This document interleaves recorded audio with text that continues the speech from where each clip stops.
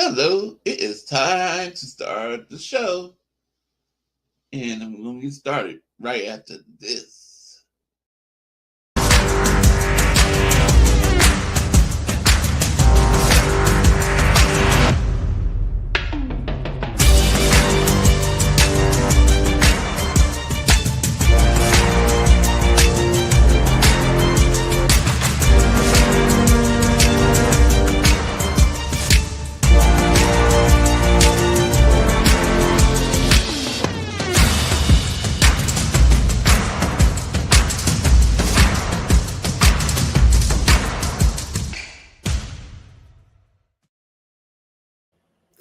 Good evening, folks.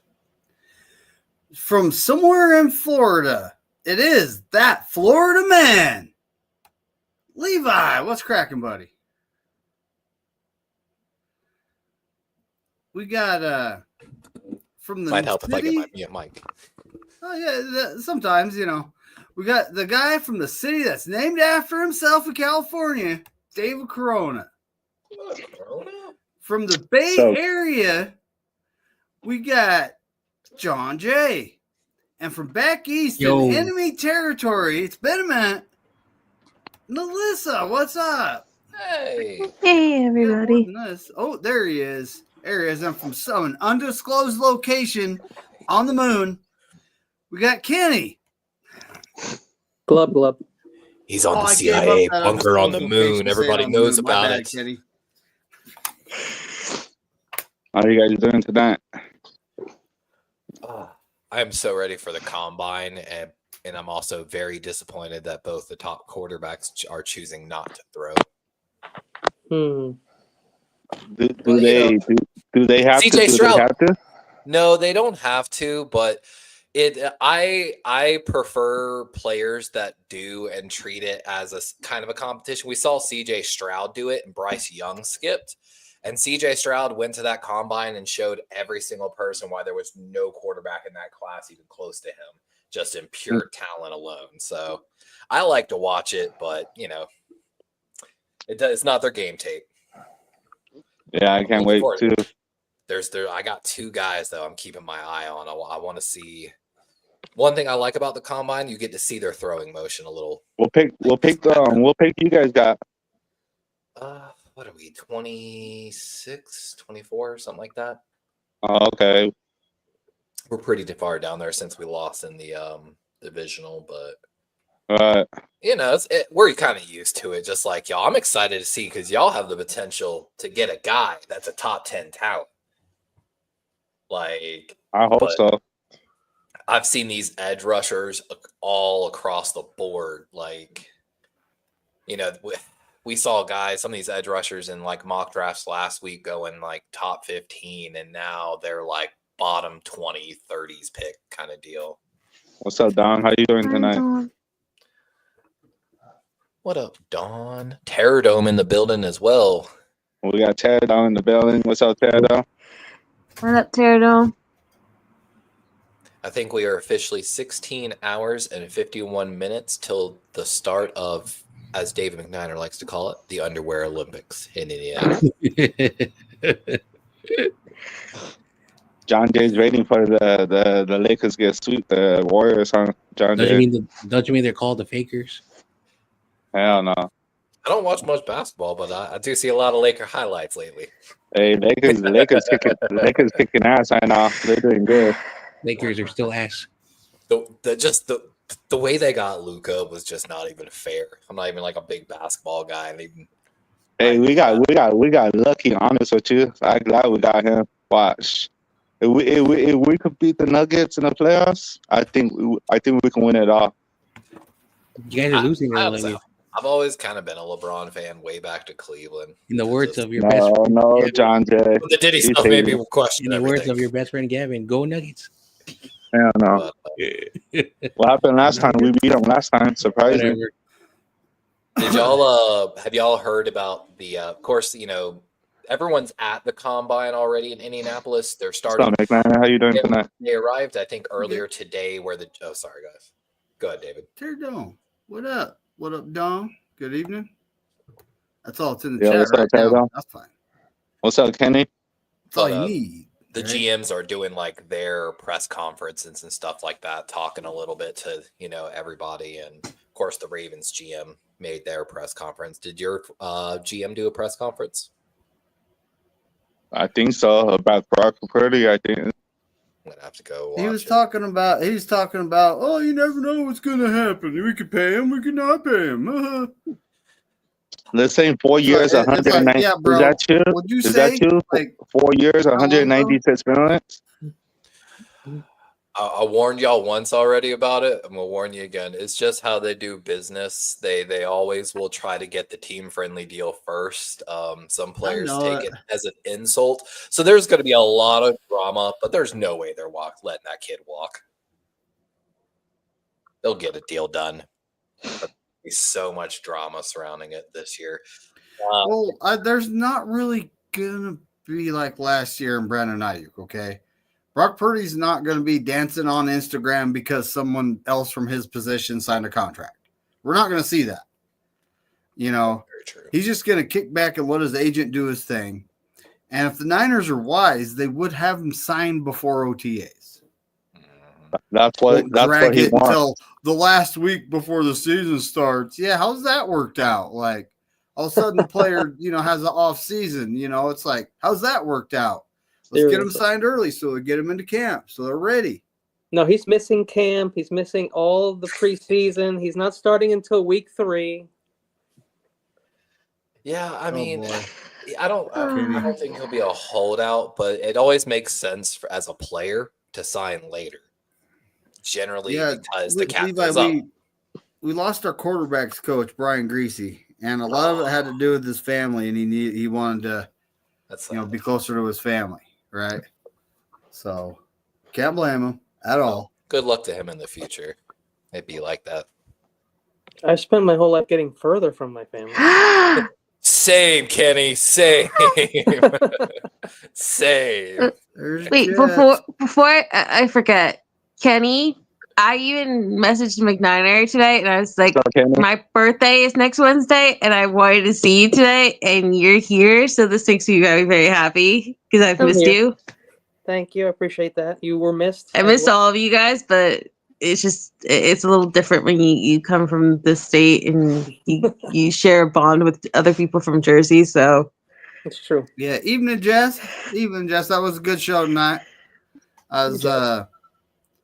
What up, Jess? Now, the Niners did also from Jersey. Where this is our assistant coaching staff. This guy got promoted. Chris Forrester, assistant head coach. Now, this is what Brandon Staley was, and he's no longer with us. So, I don't know if that's foreshadowing going on. I mean, but I'm not necessarily high on Chris Forrester because, look, you give him a guy like Aaron Banks, and Aaron Banks is, he was a second-round pick. A second-round pick guard on the offensive line is supposed to be a good player, right? Typically. And this guy was okay. I'm not saying he was bad. I'm not saying he was good. He was okay. And then, you give him Trent Williams. Yeah, Trent Williams is one of the best tackles in the league. But everyone else you've given the guy, what has he produced here? So this is why I'm not necessarily a fan of Chris Forrester. I know this. I hate to be this person. If you need someone for offensive line coaching, you go to the Philadelphia Eagles. If you need a wide receiver, you go to Pittsburgh. I don't know why, man. They just produce them like nobody's business. We used to, but for offensive line, but we kind of had some misses lately. I think you're going to end up with Connerly Jr. Can put him there with Rosengarten. Sounds pretty good. Depends on how this Ronnie Stanley contract situation goes. According to the GM press conference, it seems like it's going well. But the big takeaway, when they asked about trading Mark Andrews, not once did the GM of the Baltimore Ravens assure that Mark Andrews was going to be back in Baltimore next season. So, what could you get for him? I think a lot of people would just be happy with like a third, fourth. I would love a second. It's going to be hard to make the sell in such a great tight end draft class. But it's just funny because I've been talking about this shit since the end of the season. And at first, everyone in the Baltimore Ravens media was like, no, y'all are crazy. And Why do you sound like Brucey? Now every single Baltimore, like every mainstream person's on Twitter right now. What do you think the Ravens could get for Mark Andrews? Is Mark Andrews going to be a cap cut or a trade? Which team is he going to go to? And I'm like, y'all suck. Y'all all suck. I told y'all from the end of the season how this was about to play out. It was that obvious. Like, hell yeah. Third, it really grinds my ears. Can't really argue with this here. It's a He total says made-up Forster as assistant head coach is like making Brindle a team captain. I can't. I'm not looking to argue with the guy. I'm looking to agree with him. That's for sure. Yeah, y'all might be able to make a change there. I'm excited to see what y'all do. Y'all got some money to play with. Yeah, we'll blow. Hey, Levi, speaking of your tight end, do you think he ends up in Texas? Because there's two teams that have been kind of like circling through like former players that they've highlighted everywhere else, whether it's Dallas or the Texans. And I could see him. Roman's offense out there in L.A. with the Chargers.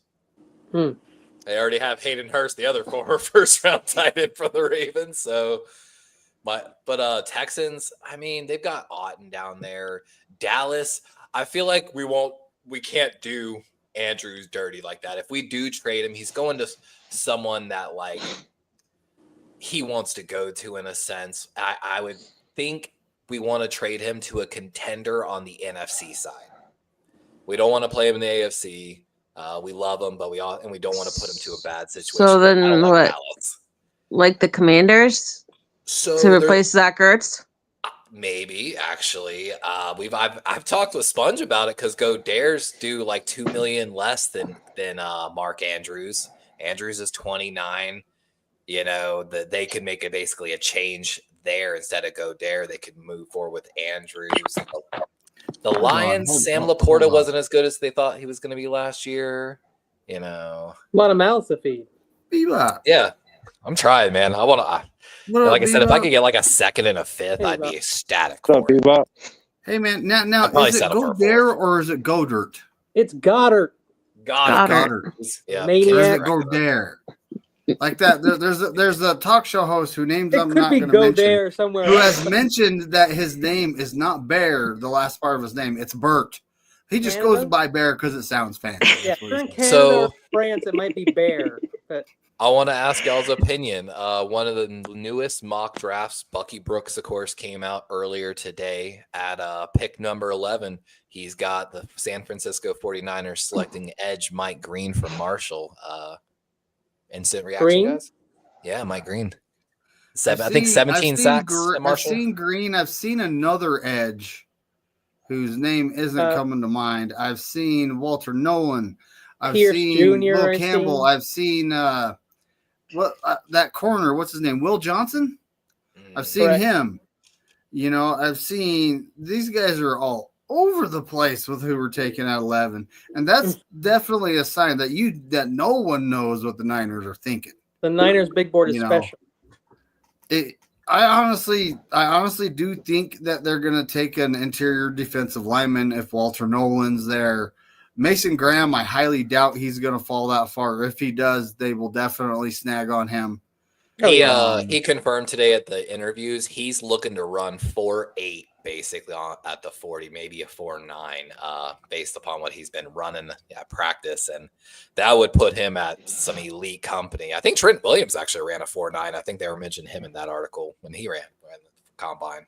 Yeah, Trent Williams athletically used to be a beast. Now he's got like an ankle that probably needs a cleanup surgery. I don't know why he hasn't went and done that, but you know. I'm not a doctor, so I heard he'll do it where he can miss the beginning of training camps, like the ones he doesn't even really want to go just at the right time to take that longer vacation. I got you.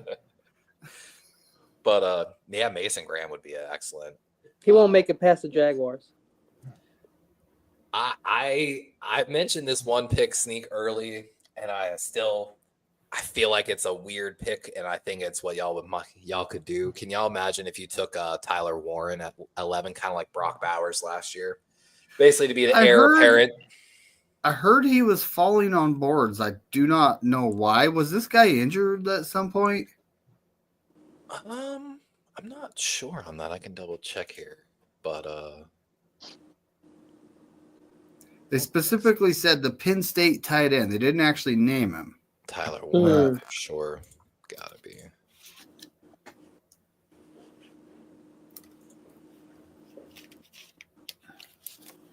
And I'm not into drafting a guy that's in recovery here. I'm just not. Definitely is. Michael Williams, I think, the edge rusher from Georgia, mocked pretty high in a lot of drafts, dealing with an ankle injury. I saw he's not gonna, I think, work out at the combine because of that. He'll still go early. Chad Schrader, what's cracking, buddy? What's up, Chad? Says hi to everybody. Yeah, what's up, Chad? Chad. No, Chad. I mean, he played in 16 games this year, 13 in 2023 and 11 in 2022. So he's improved every single year for 3 years straight, Tyler Warren. And, of course, ended up being the top in the class, 6'6", 261. And, of course, he's a Penn State guy. He's going to blow up the combine. Here, let me read the rest part. He says hi to everybody and my Warriors brother, David Corona. Hell yeah. No.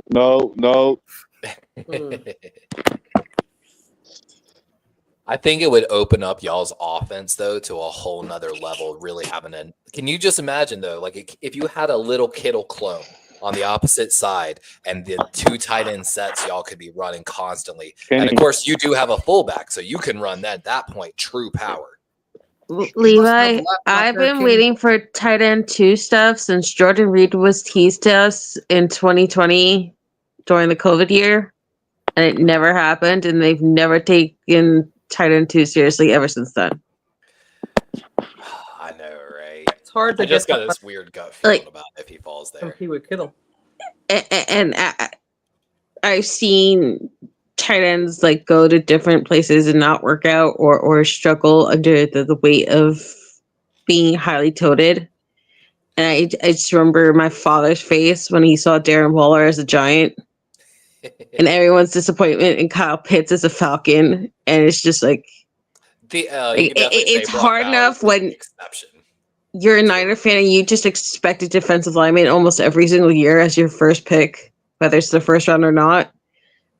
But if they swung that early for a tight end, when everyone is still clamoring for center or guard or a D tackle or corner or a linebacker because they're all freaking out about Dre Greenlaw, like I don't think the Niner fan base could survive if they went and got a tight end at 11.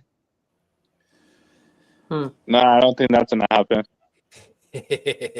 I think either way, the Niner face is going to go one way, like 50-50 on the pick. Problem.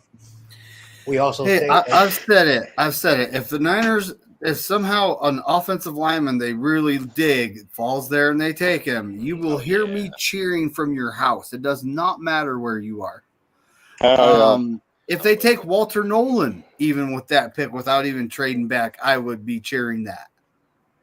Those 2 picks, I'm a huge fan of. If they take, like, I don't like Mike Green. I don't know, but I heard something about one of the top edges in the draft running into some sort of legal issue. Pierce and Stewart? Is it Stewart?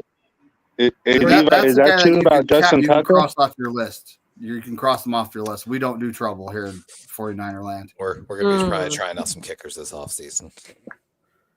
You hear what happened, maybe right? We can trade him to Cleveland. You hear what happened? Oh, yeah. More 2 more girls, I think, came forward today. There's even more now. Dude. Wow. Just is this Shadell Stewart, you said? No, Justin Tucker. Stewart's all over the board on mock drafts as well. Him and like Watson, same fantasy. They do the I same. know, like I said, we'll see if Cleveland maybe make us a trade offer for him. Yeah, these edge rushers are all over the board. Like the Ohio State, or not Ohio State, what's his name? I say take 3 linemen, offensive linemen, with our first 3 picks, and then take as many defensive players as you want. Super deep draft, right? Super deep. So take them later. on the last draft episode, my first round pick, I ended up taking for the Ravens, Milwaukee Starks, and of course, in Bucky Brooks' mock draft today, that's exactly who he's got the Ravens taking at 27, pairing him with Kyle Hamilton. I've seen Connerly go to you guys. I've seen Simmons go to you guys, but I haven't seen anything but O lineman go with your first pick at this point. Again, if Ronnie Stanley stays, definitely go other direction. But if doesn't, oh yeah, it's like I'd say a given that first pick's probably going to be a tackle for sure. Honestly, You think you need Ronnie Stanley when you can pick up someone like that? I'd rather stay with Ronnie. Ronnie's especially we ran our entire offense behind Ronnie, running and passing. He was by far the best lineman we had this year.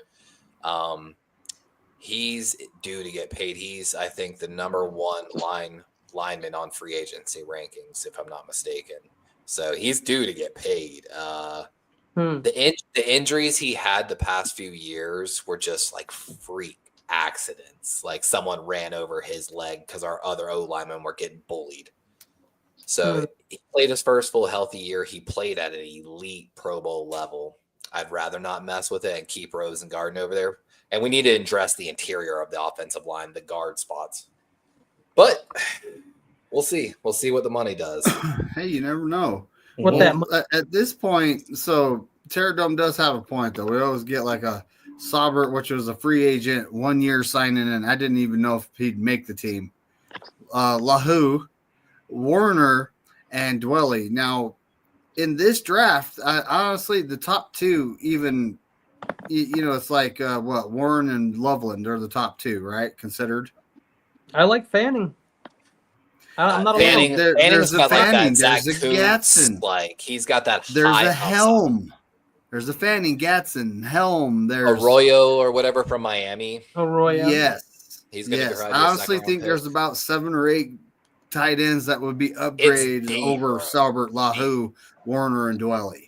Currently in this draft, are the Niners going to pull the trigger in the third round? I thought I don't know. They kept Tongus or however the hell you pronounce that. Tongus. It's Tongus. Brandon Willis, I think, is still here as well. I grew up with neighbors that had the same last name as Tongus. Did y'all see Lynch? I'm sure y'all did. That Lynch basically said he will honor Debo's trade request. Mm-hmm. That's wild. Or cut him. Levi, I'll believe it when I see it. Now, let's be honest here. They gave Debo's camp an opportunity to find a trade partner. But if the Niners don't like the compensation, then what? Right? A little bit of back and forth. Then he's BA. You re-sign him. Yeah. He's going to Washington, bro, for like probably a 4th and a pick swap and a 5th. Hindsight being 2020, you remember, Kenny, it got to a point I was like, just sign the guy early, right? And then the drama just kept happening. And honestly, I remember you and me arguing about Debo's drama versus Ayuk's drama. That's between us, folks. Me and Kenny, we like to debate a lot. But I mean, Ayuk's it seemed to be under more of a microscope. Debo still had his stuff going on, but he requested a trade like really early in the process versus Ayuk was really late. Debo didn't have a contract sitting there for 3 weeks waiting to be signed while he did whatever. And then he signed like the week before. Dude, what are you doing? And I think Debo was that contract, get into camp, be ready for the season, right?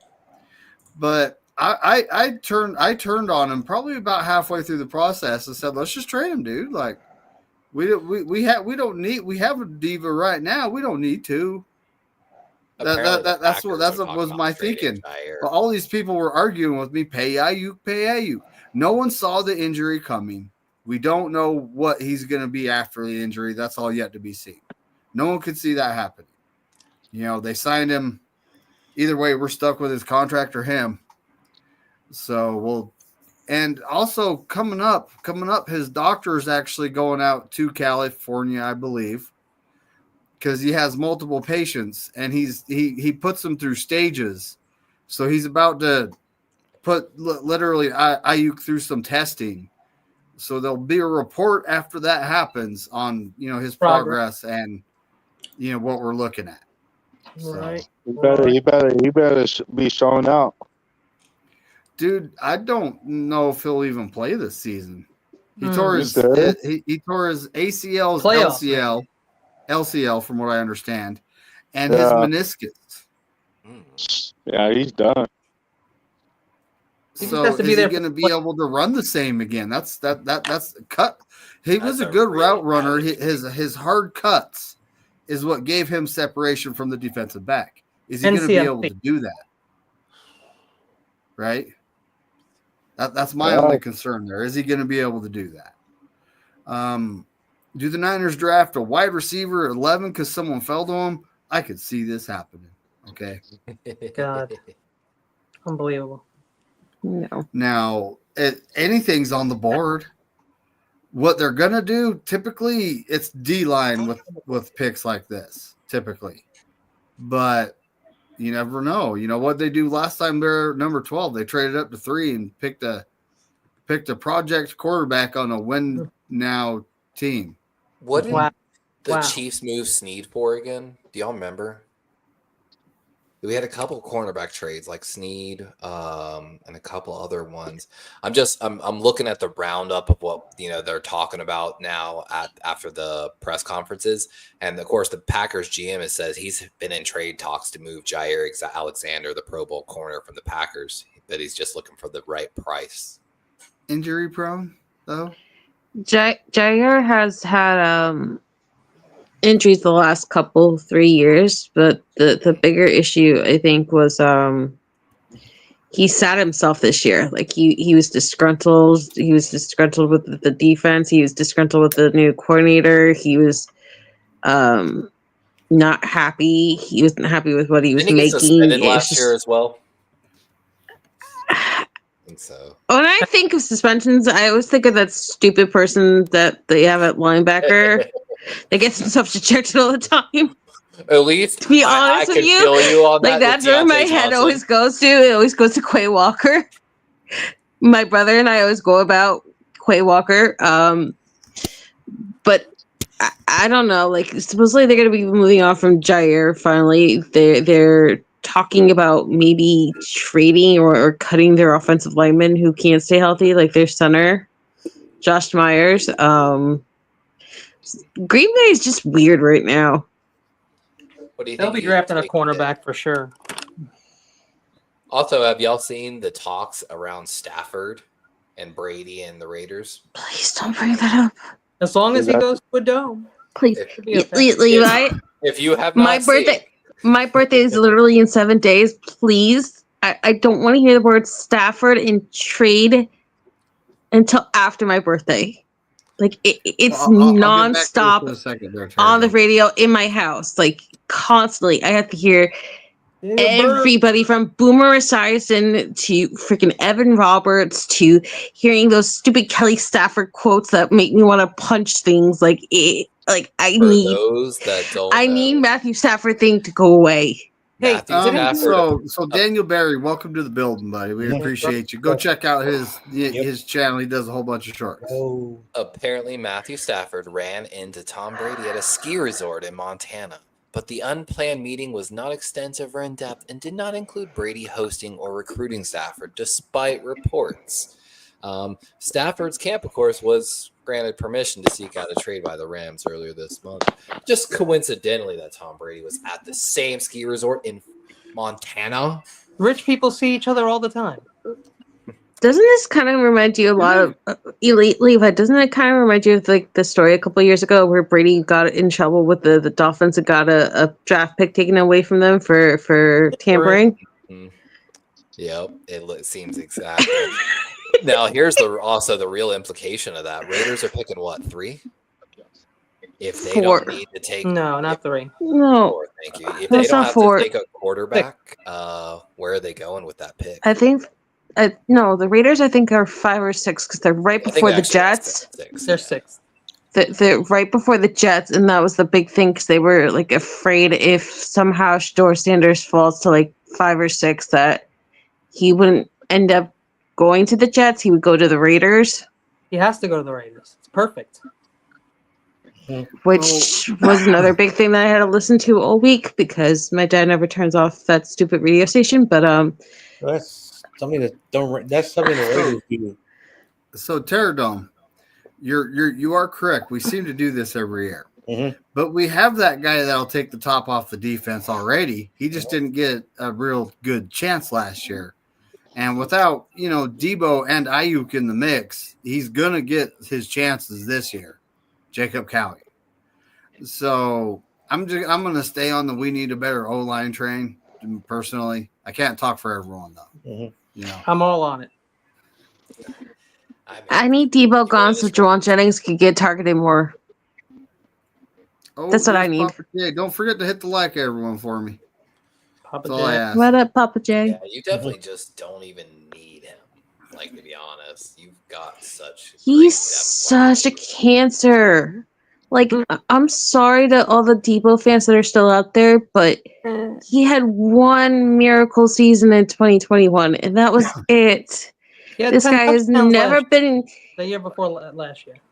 This guy has never been reliable. He half-asses everything. He never plays decoy. He doesn't block. He constantly doesn't sell out the fakes. He's never in shape. He's just. It's so much more than him going after Tabor Pepper. It's just all those little things add up.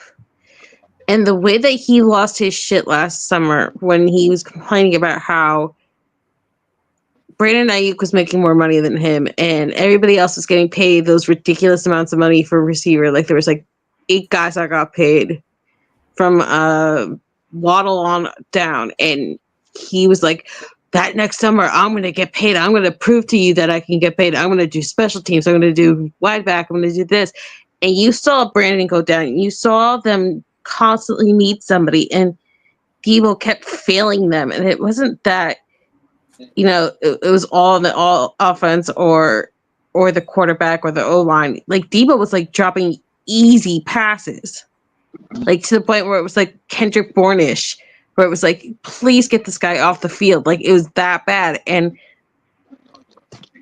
I don't understand, other than people just being in love with him, why anyone thinks like it's gonna hurt the team if he goes. Like Shanahan is way too dependent on him.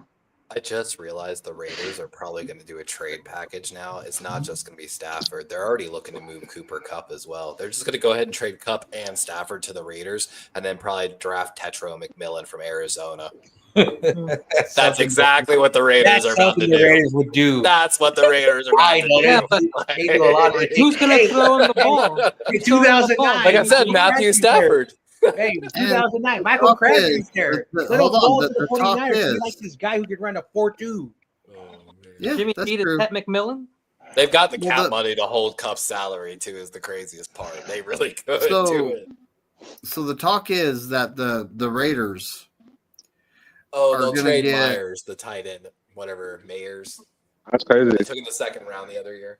Well, not the Raiders, but the Rams. Like if they trade Stafford, like the Rams are looking at bringing in Aaron Rodgers and Devontae Adams. Mm-hmm. No, that's not happening. I would dig that. I would dig that. I'm telling you. I know. 2 easy dubs. I know That's that. like getting colon cancer and breast Hey, we got Aaron Rodgers. A recent study showed that stuff that Aaron Rodgers is taking is actually got a lot of heavy metals in it. It's one of the top 5 things. And it's not that it's bad herbally. It's just what the farmers are putting into the soil is a bunch of heavy metal. So, of course, it leaches into it. So that explains why Aaron Rodgers is going off the deep end. Oof. Aaron Rodgers has been this way since he came into the league in 2005. It's just talked about now because he's not making those freaking Hail Marys from Rodgers to Rodgers anymore on his birthday. Debo was helpful in the Detroit game in the playoffs. If Debo Now, I'm going to be honest. which wide I'm going to be receiver do they honest here. draft with his pick? Like if they get a pick this year, I feel like they'll take a wide receiver with that pick almost as like a statement. Now think of Debo like this. You got some hot chick. She's accessorizing. She's got the dress. Debo is the purse that goes with the dress. All right. He's not the main thing you're looking at. He never was. He's just not. He's never really been that guy. He became that when we had no other wide receiver and carried us that year. But yeah, I guess beyond that. That was like what? That was what 21. Again, it's just what you do lately. And but that's exactly it. But I'm saying Debo is just not that guy. He's not the focal point of the offense. He's not the dress. He's the purse. If you get the dress, if you get like another player like Ayuk out there where the defense is going to be spread a little more thin because they have to cover a wide receiver that can run routes. Well, then all of a sudden Debo's getting open because they're not necessarily focused on him. He's not getting their 1 or 2 or maybe even 3 corner. He's getting zone coverage and he's finding windows and Debo's he's not the dress is all I'm saying, folks. Let's just say this, if Chase Brown and T. Higgins were out the whole year, now this is a very special person because it's Jamar Chase, but I'm saying if Jamar Chase's numbers, not Jamar Chase, I'm sorry, if Jamar Chase is out and Chase Brown is out, T. Higgins is the only one left. Defenses are going to know that. They're going to focus in on him. They're going to pass deflect more. They're going to be all over him, and they're going to stop his production. Do y'all know what that the would happen with problem anyone? is? And we lost BA, we lost CMC.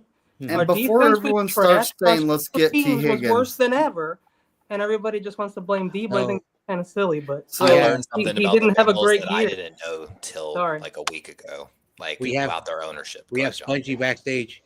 Oh no. Do y'all know the deal with the ownership and his guaranteed money problem with the Cincinnati Bengals? I didn't know about this till recently. So I actually went and looked at their contracts and I was like, holy shit, this is why the players don't like the ownership of the Bengals. They, other than Joe Burrow, they refuse to guarantee any salary past like the first year, no matter who it is. Joe Burrow is the one and only exception on the entire roster, which of course a lot of players don't like. However, I've noticed through the contracts, they're very willing to tie a lot of incentives and bonuses to like workouts and games. Like, hey, you miss games, you're not going to get paid. But a lot of players don't like that they're not willing to give them any guaranteed salary past the first year of a new contract. Well, they're the people who are paying, which is why they're in the problem with their contract. The working man doesn't show up to work, he's not getting paid. Salary level. Right? The working man ain't performing, he's not going to be with the company. Yeah. You're in the wrong country if you want the working man to be the focus. You got to be rich. Then you can do whatever the fuck you want. $5 million, you can get a free citizenship. $5 million, you could get a 2-bedroom house in a good neighborhood. Oh, I'm just kidding. It's not that bad around here, folks. Maybe not. It's getting like that down here, even. It's getting close to that. That's how it is here. But Rocked by that. Anyways, so I was saying like Aaron Rodgers and Devontae Adams to the Rams. I wouldn't mind it. Well, we'll see what happens. Everyone just pay attention to whatever Kelly says because she speaks for him. That's true. She's on podcast talking. Honestly, think he's. Sorry, go Spongy. What's up, Spongy? I honestly think he's going to the. I think he's going to the Giants. Wait. So we got Spongy in the building, folks. He's a resident Eagles fan. Don't hold it against him. Stafford's brother-in-law joined the Giants, which is started off all that nonsense. But that's not going to happen. Stafford is one of the most sacked quarterbacks. He's not going to go to the place where you get hurt the most to play in New York in the freezing cold. That guy's a dome coach his entire life. He's not going to play outside. Spongy. It's not. At this point, it's not Matthew Stafford who's looking for the payday. It's Kelly Stafford because every time her husband even dares to even think about retirement, she's like, no, you need to bring in more money. I need you to be in the league. I need to be a celebrity. I need to get all my little things. Like Kelly Stafford is like the only sports wife I've ever seen where she just does not give a shit what happens to her husband as long as she gets to be popular and be a top wife. Now that I think about it, that if she keeps him in the league, maybe he's like, she wants to keep me in the league. What if I go to one of the most injury-prone teams in the league, have a career-ending injury, and I can't play in the anymore? freezing Can't hold that cold? against No, me. no. She doesn't want him Wait. home. She wants the backup quarterback to come visit. That Georgia story. boys. Yeah, that story. 6'6". Oh, East Rutherford in January. Sorry, not Sea Caucus. Yeah, that's what she did back in That's what college. Stafford's going to go to after his whole career in domes? I don't think so. It's what she did back in Freak the college. ass off and She get had a crushed thing with the backup quarterback to piss him off, to make him with no chase offensive her line. harder. What in the Blue Mountain State? But I do hope he goes there. That would be great. And the Giants. It'd be funny if he became a Jet. Let's be honest. Hey, anywhere but here. Geno Smith, Sam Darnold, all available. I honestly wouldn't mind Aaron Rodgers being a Ram because after tearing his ACL, he's not the mobile guy he used to be. Yeah, but he threw 30 touchdowns and 10 interceptions last year. I don't want Rodgers on the Rams. No. I'm not afraid of it. The problem is Sean McVay will never put up with a diva bitch like him. That's probably right. Probably right. Yeah, because he himself is a diva. For a Super Bowl ring, though, you know how awesome they are? That's how the Rams think. They're thinking, look what we did with Stafford. We flipped our quarterback. Did a They Super Bowl right threw away. picks, and now to acquire Aaron Rodgers and Devontae Adams, it's not going to cost them a lot. And they don't. What about Russell Wilson to the Rams, man? Without the owners there's no football. So they'll do whatever they want, and the longer football exists, they'll clamp down even more. They are not banning as fun as it is now. I think it's hilarious that it was unnamed and then they all got ousted. What was the Falcons, the Packers, and was it the Bills? Originally just the it was originally just the Packers. The only reason the Falcons and the Bills got into it is because McDermott is in the Players Association or whatever, or wherever this was brought up, and he got asked about it at the combine, or not? The combine. Yep. And so did Raheem Morris. New York. Of course, Raheem Morris. But they're in part of New York. He was a part of the Rams when we started running this, and I think we really crushed the Rams when it came to that. But what they were saying, I found a post. I want to pull this up. It must have been on my other page, but it was like there was a 0% injury thing. Like no one got hurt from the tush push this year, which is what they were saying, which is the reason they wanted to ban it. So they're saying they might keep him Chad Chad.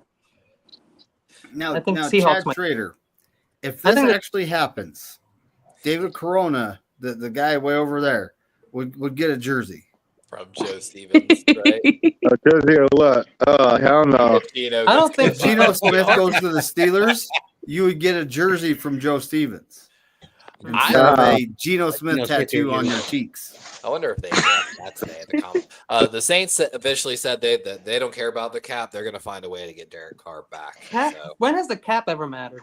Hey, I mean, they're going to be paying players taking cap hits for the next 4 years already. Rod can move mountains. The thing is, they're going to probably have to move on from was it D'Amico or not D'Amico? Their linebacker Demario and Cam Jordan as well to probably make that happen. But those two Taysom Hill and Taysom Hill that clears it. Just those 38-year-old Taysom Hill. Yeah, a bunch of really old players. Like the NFL announced that its internal data shows the tush push play in 2024 resulted in 0 injuries. It's not about injuries, Spongy. They're just salty. It's just everyone is sick of it. Okay, the tush push. But hold on. Let me explain.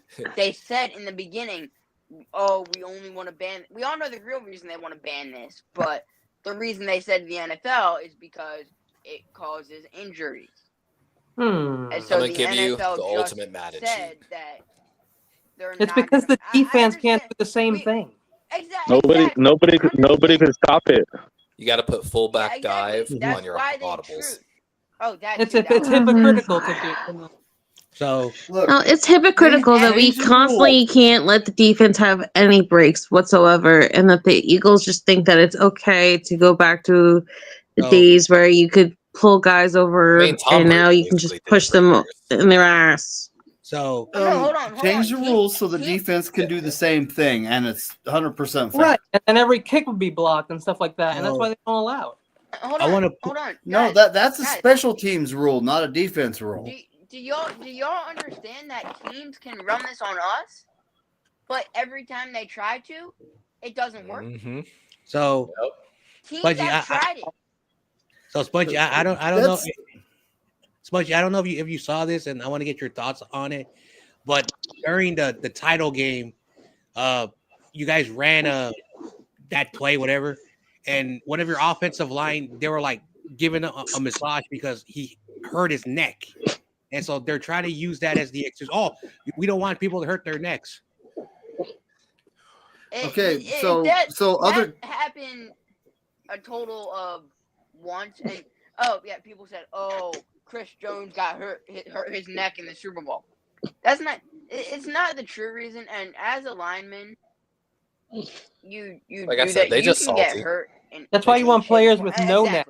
There's Yeah. the Packers. The real reason No neck. the No neck. Packers. That's what's not lying. No The neck. real reason the Packers first filed it is because we crushed them in Week 1. Oh my god! And we crushed them in the not in the playoffs. Because first of all, the Packers actually ran this against us in Week 1, and it worked.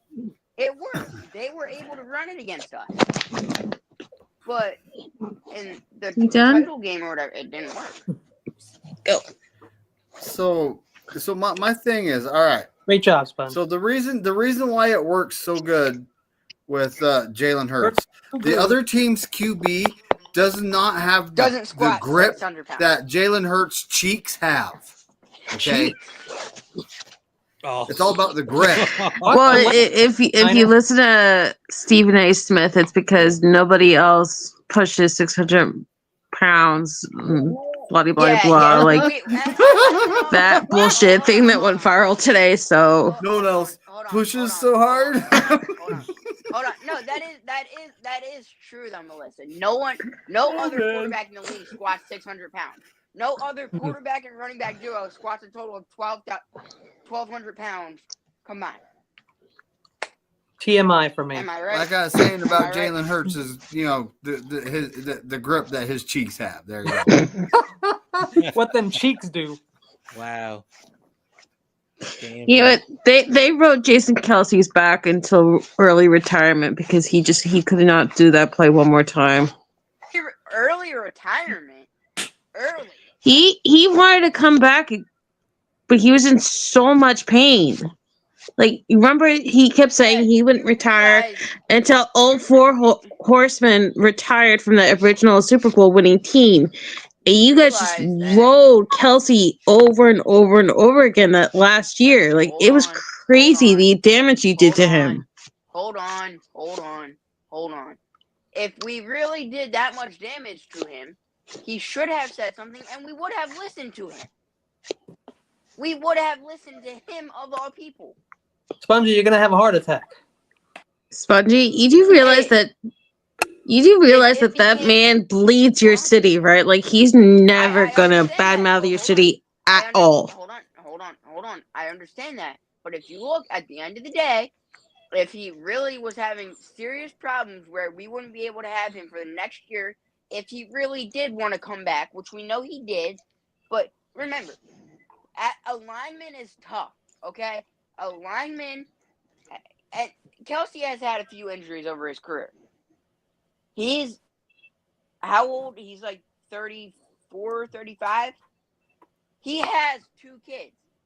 When they did, He has 4 kids, Spongy. Oh, You forgot 2 in the car, whatever. Spongy. 2 in the car. No, but when they did that Worst that Kelsey babysitter ever. documentary- Hold on. When they did that Kelsey documentary, and he said they were showing him playing with his kids, but he said, he's gonna have to think some stuff through because if he probably gets hurt one more time from any play, he's never going to be able to play with his kids again, let alone walk. He was just in bad shape because think about it. He was an older man, and he's bigger compared to a lot of skill position players. And a lineman's really tough. That's why when you see a lineman last a long time, it's kind of honestly shot. You saw Jason Peters. He lasted 19 years. God. I mean, they got Trent Williams over there. Wow. Anyway, Levi, on a funnier note, did you hear that viral clip that went live all over the different stations about the Falcons not knowing at all that Kirk Cousins got hurt in the Saints game? And that's why he kind of fell apart during the season? That wouldn't surprise me at all, honestly. They just... I kept having faith in them, and they just constantly just dropped the ball. Report cards came out. How did the Niners report card look? I think they got a B- or a B overall. Look at that. I wish the Ravens had done a little better. They kind of like stayed in the middle of the pack. I think our lowest was a C+, but you know, a lot of it seems like everyone kind of got B's mostly. I think our 1 C+, our lowest grade, was in how we treated our families on away games, basically. One thing I want to say about the Barlows is while they're crummy owners, they're old school at like the Jets mom. She's old school Italian, so they always like look out for everyone. And so when it comes to like how we take care of the Niners families, they do. But besides all of that, I still criticize their football IQ as owners. Let's see. Yeah, y'all actually had a great report card, by the way. Treatment of families, B+. Food and dining, A. Yep. Nutritionist, B+. Locker room, B. Training room, B-. Training staff, B-. No wonder we're so room, soft. A-. And strength coaches, A. Yeah. And then A's all the way across the board, all the way to ownership. How are the hot tubs? I don't buy the strength conditioning coaches because just every year it's just like a hassle to hold on to. Doesn't mean they're good. It means guys. they're liked. It means they're liked. Being liked does not mean you're good at your job. Sometimes it means you're actually really bad at your job. Yep.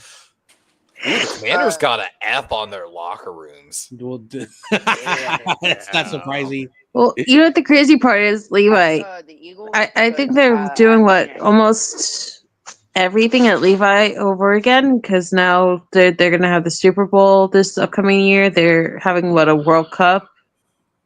So I don't know if they're going to like all the different changes. I'm trying to see if I see any other F's on the board. Mm-hmm. Ooh, Bengals got an F in the treatment of families, F in their dining room. What team? The Cardinals got an F on their locker room and their weight room. You remember that clip a couple years ago? It was Browns right got before an F on their locker room. It was right before he retired, and Larry Fitzgerald went at the Cardinals brass in a way I've never seen Larry Fitzgerald go at the Cardinals brass because they were charging them for the meals and water bottles. You remember that? That's a sign. That's a clear sign you fucked up if Larry's angry.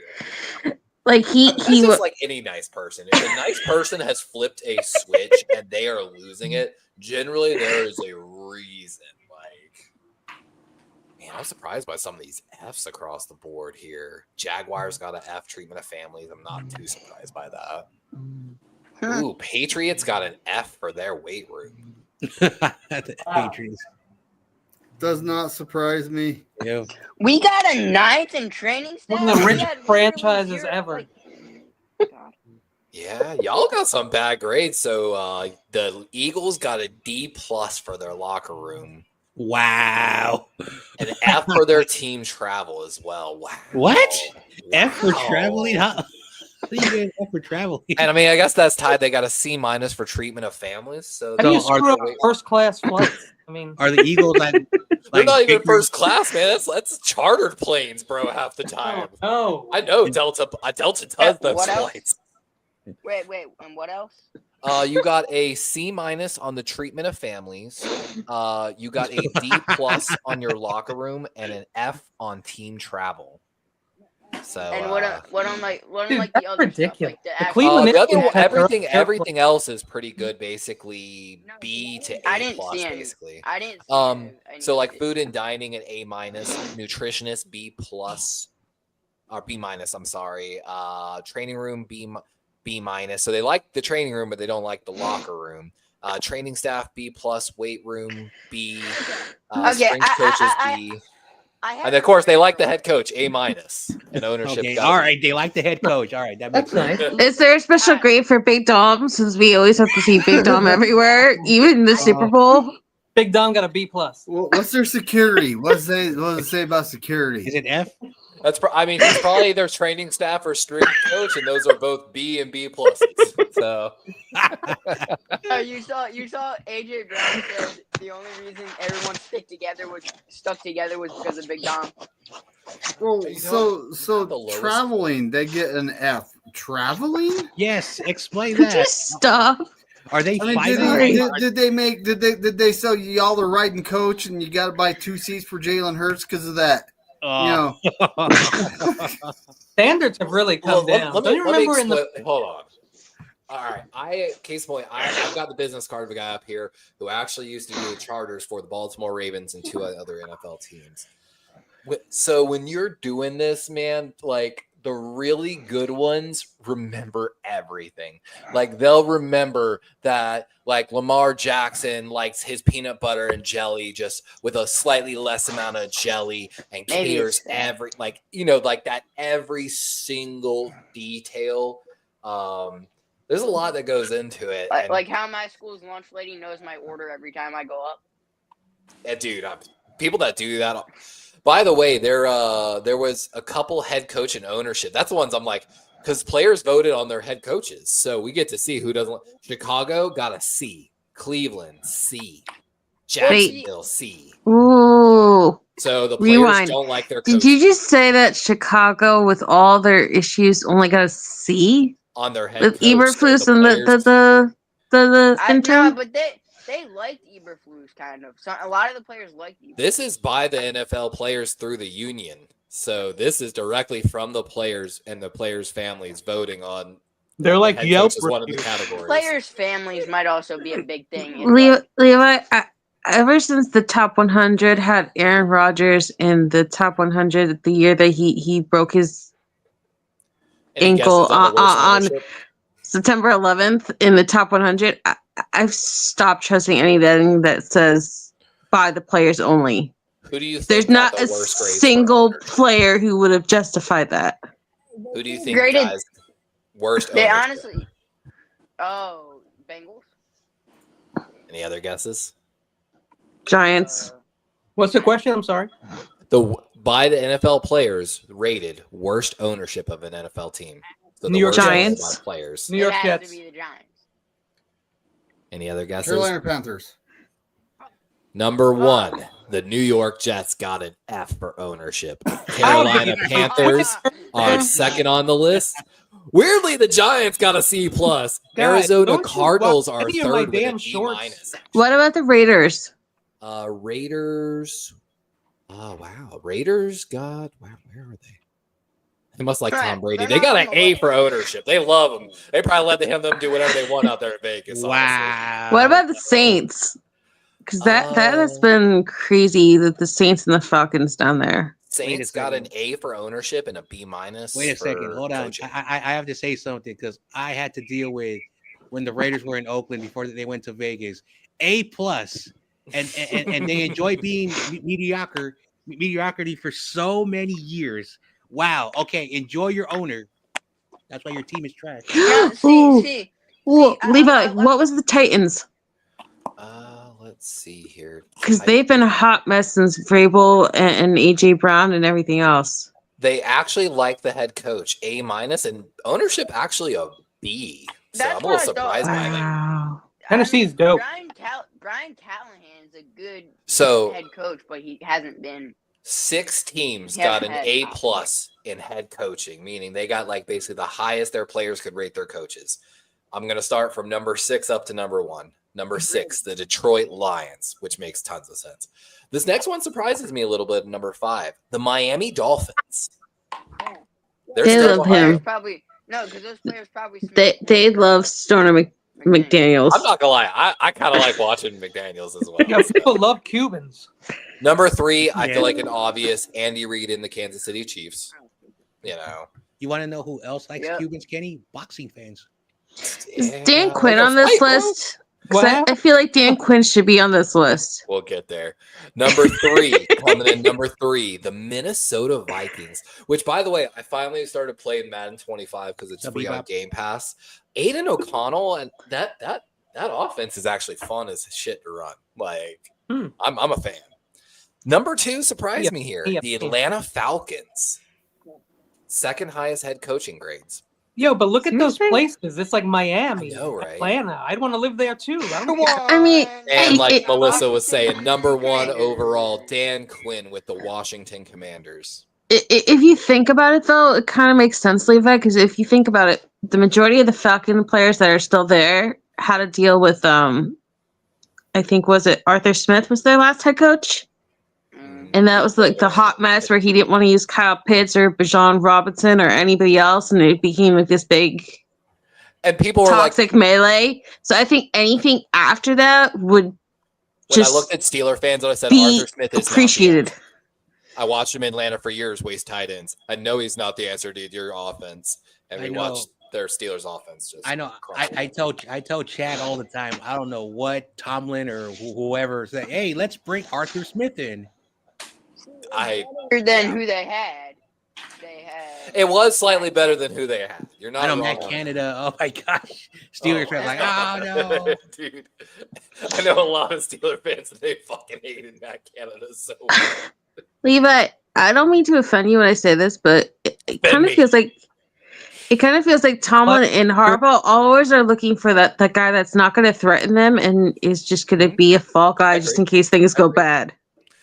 The real story is how many coaches now. We brought Chuck Pagano back. I don't know if you saw that. I saw that. Back. We got Dean Pease back. We got Chuck Pagano back.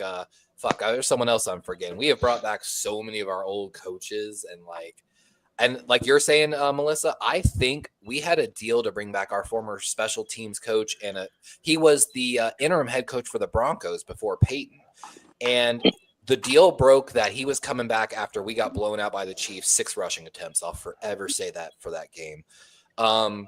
And we agreed to bring him back as a game manager coach because we sucked in those situations and no one ever was talking.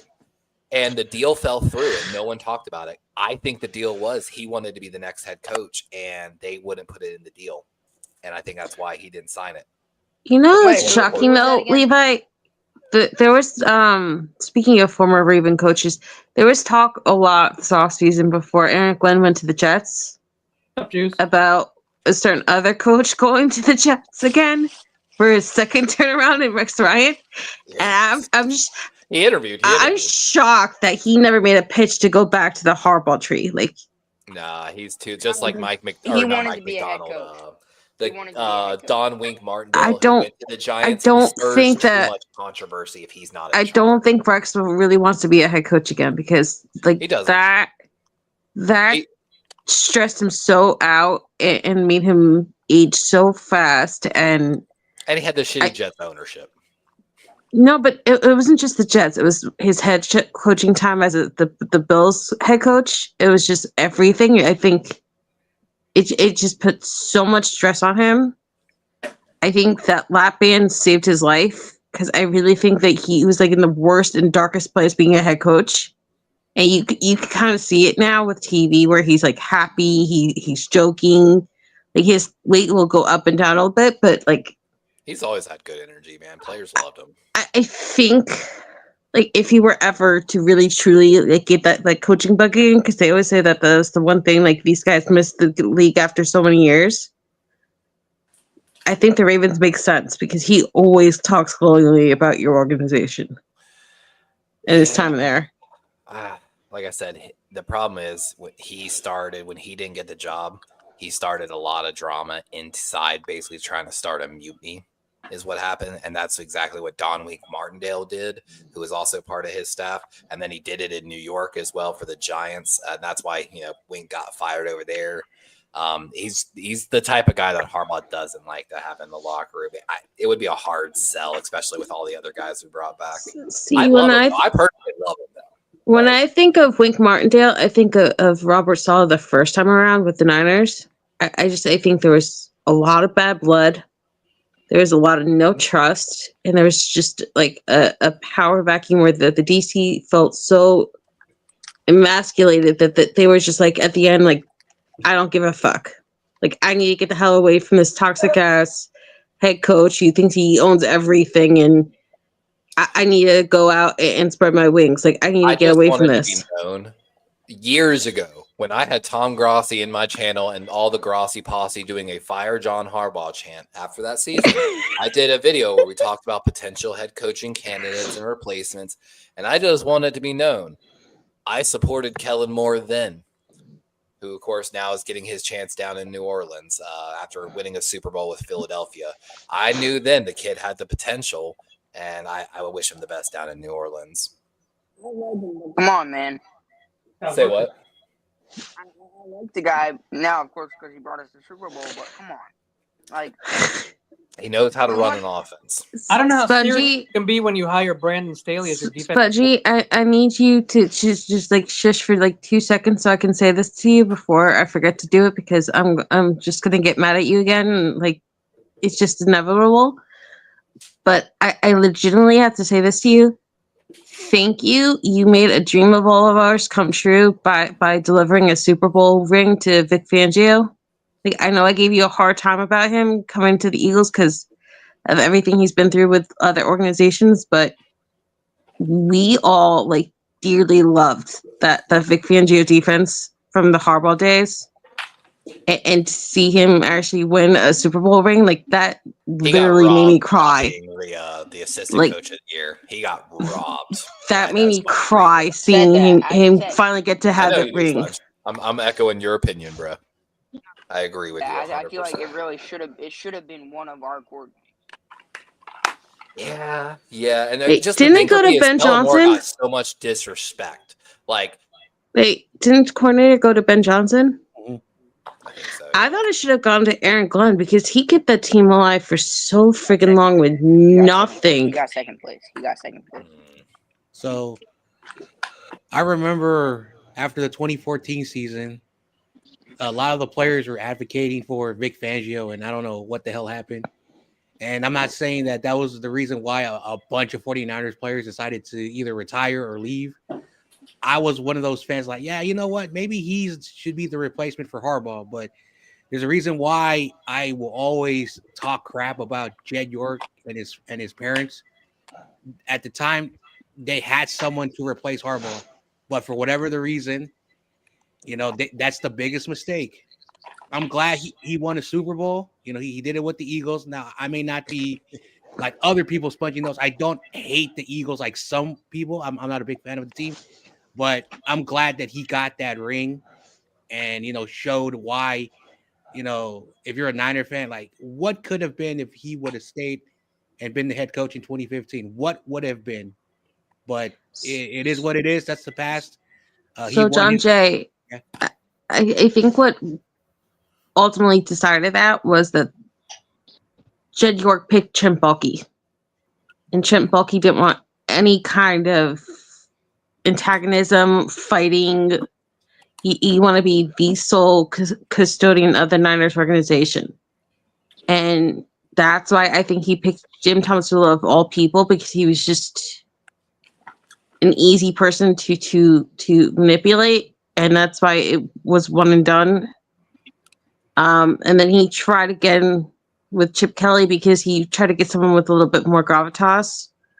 And then that failed. And then, of course, Bulky finally got axed. But for the fact that Vic Fangio won with the Eagles, like, I don't particularly like the Eagles. I don't like Saquon Barkley. I don't like a lot of things about the Eagles. But the very fact that you guys brought that to that person who I have such strong feelings for with Vic Fangio, like, that cannot be understated how immensely important that was. And that was against the Chiefs.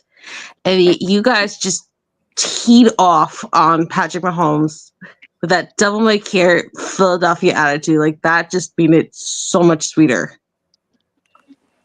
By the way, I have the story on Mike Green. Apparently, he has sexual assault allegations when he was at the University of Virginia, was suspended, and then transferred to Marshall. Who doesn't? Yep. Is that the player that is all over X saying that he also had a false sexual assault charged in high school as well? Possibly. Who knows? He'll end up as a Bengal, probably. He'll either end up as a Seahawk, a Chief, or a Cowboy. Oh man. Or what about the Niners? So I don't want to change the conversation. A couple of weeks ago, McNiner does a good show on Saturdays. Check it out. And people were discussing Marshall and these schools and all this stuff. In college football, there's a thing called the Group of Five Conference, which is not Division I or BS. The point why I want to bring this up is that there are a lot of good players that come out of those schools. Marshall is a weird situation. I'm not going to even get to that, but they're sort of Division I school, but yeah, they do play a lot of FBS scheduling. I just want to point that out because I wasn't able to bring that up a couple weeks ago. Nice. Terradome has a very opinionated or a strong opinion on Trent Baalke. He's a snake and a competent asshole. Yeah. You knew he was a snake when you let him in. Chad, don't you worry. I'm training to be Justin Tucker's replacement. Don't you worry. I remember,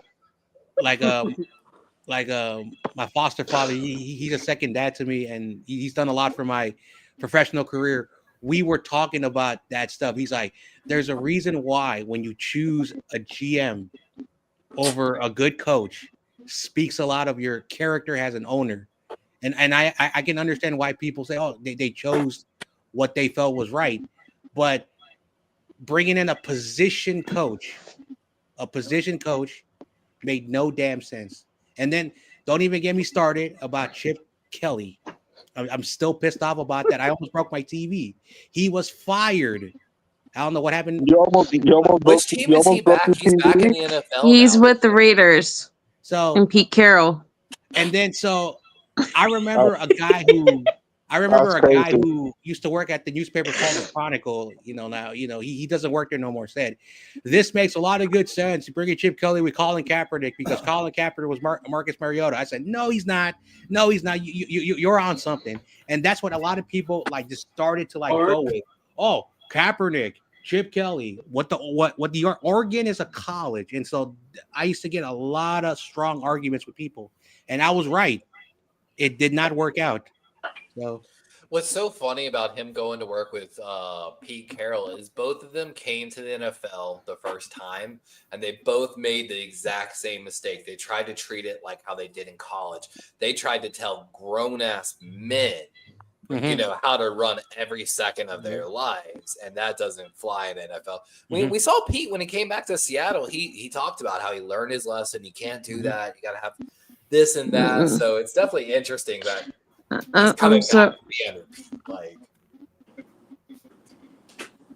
I'm sorry. Every time I see Pete Carroll, I want to smack him and I want to choke him with his bubble gum. I don't really like Chip Kelly that much, but I have to say this: when I studied him a little bit when he first came into the NFL, the one thing that he said that makes sense to me is using trigonometry to maximize spacing for every single play. You can use mathematics and trigonometry, and his basic offense is this: if I have a guy that is better, my halfback's better than your linebacker, as long as I isolate them in a matchup, give them an NFL's field is so much larger, and give them space. If my guy can win the one-on-one matchup because I've spaced the field to its maximum, it's always a gap play if he breaks it, basically. And that's how he ran in Oregon. But of course, in the NFL, everyone's big, strong, and fast. I know. And the funny thing about it, and again, I don't know if I'm a homer, but there was a guy called, and Google it. What was his name? Damn, he was one of my a friend of mine. That was his cousin. Jeremiah Masoli. Jeremiah Masoli made Chip Kelly, a kid from the San Francisco Bay Area, born and raised in one of the San Francisco housing projects, made it all the way to Oregon, the Samoan dude, and he discovered Marcus Mariota. It's a long story. Unfortunately, it didn't work out for Oregon. There was a bit of some legal issues, and then he went to Ole Miss. When he came back from the Bay Area, he said, "Oh, I love Ole Miss. It was fun." The reason why I want to point that out is that Jeremiah Masoli's skill set, Chip Kelly started to get those type of quarterbacks. That's why Mariota went there, and then when he went to Philadelphia, he was bringing these Michael Vick and these guys who can run type of quarterbacks. And because of that kid, Jeremiah Masoli, I think the last time he played was in the Canadian Football League. After that, I haven't heard from him in a while, but I kind of know his family, because Samoans, I always say this, they're one of the coolest people to hang out. They got your back. They're very kind people, but they're still Samoan people. They're good, kind people. And so I'm a very big proponent on a lot of these amateur and pro-am, players that came out the Bay Area, good people. But that's why I wanted to bring that up. Chip Kelly, good coach, but an SF kid, made him what he was in Oregon. We'll have to see what kind of offense they run out there. Wouldn't it be funny if they actually get that scenario that they keep pushing and he gets Russell Wilson? He can't run at all. I think the Stafford Cup thing is going to happen. Like I said, so they took a tight end from Notre Dame second round a few years ago. Wasn't a huge fan of him. He's a great blocker, but I think he's gonna. I always thought he was gonna have separation issues in the NFL, and I think it's a little true. Myers, whatever his name is, I feel like him in a trade package back to the Rams with some picks. Stafford and Cup end up over there. I think Russell would be an interesting option, just the Pete Carroll reunion over there, because Pete's trying to establish a culture, and that's exactly what he did with Russell in Seattle. So he kind of knows, all right, we got to set a certain type of culture change. And Crosby's all in on it. Having Crosby at behind Carroll and having his back is just going to be huge in the locker room. Shador has to go to the Raiders, or else they're screwed. Well, I mean, like I said, they take Stafford and Cup, and like I said, I feel like Stafford, Cup, and then Tetro McMillan, the number one wide receivers on the board right there. Huge dude, allows Cup to not really kind of be the one, but allow McMillan to try to be the number one. Cup slides to 2, and they have Jacoby Myers as a great slot guy. So they have the slot guy. It fills him out. Brock Bowers is a stud. They could really use a CB1, though. And then Chip Kelly's probably going to move to mostly a spread power shotgun offense in a sense, which they won't need the running back as much because they don't have shit for running back over there. They never gave my boy Vidal a chance, but that's Vidal's on the Chargers. Oh yeah, who's the one on they have over there? One of my guys ended up on there, but I think he fumbled on his first carry. New Hampshire. Which one? Oh, Dylan Lobb? Yeah. Yeah. I think he fumbled on his first carry. Never saw a snap again. He fumbled carries. Yeah. So, unfortunate. I wanted him more as a special teams guy. I think he was a big Eagles fan coming out of the draft. I wouldn't be surprised. Everyone's an Eagles fan in Spongy's eyes. I'm still... No, I think he said... Ravens got some holes they got to figure out too. Stanley, Patrick Ricard's a free agent. We still got to figure that out. Brandon Stevens is a free agent. Who else? Patrick McCarry, our starting left guard. That's a play called Ronnie Stanley. Do you know about Jordan Mailata's toes, Sponge? By the way, huh? Do y'all know about? I just found this out on a podcast. Jordan Mailata's toes. No, what about? He's got 2 toes that are literally wedged together, they are stuck together on the outside, web foot style. So I guess if he takes off his shoe, it's not like a normal human foot. This is what's crazy. Mailata, right? He hadn't played football until only a few years ago. Is that right? Yeah, he was not really a football player. Comes here. You ever seen the film between him and Myles Garrett going at it? Myles Garrett is so tiny next to him. and he can't do anything against Jordan Mailata. He looks like a baby. Animal, man. He's the one. He inspired so many teams just to start taking chances like that. I'm trying to find this Mailata thing now. Like, I have the podcast somewhere. I just saved too many things.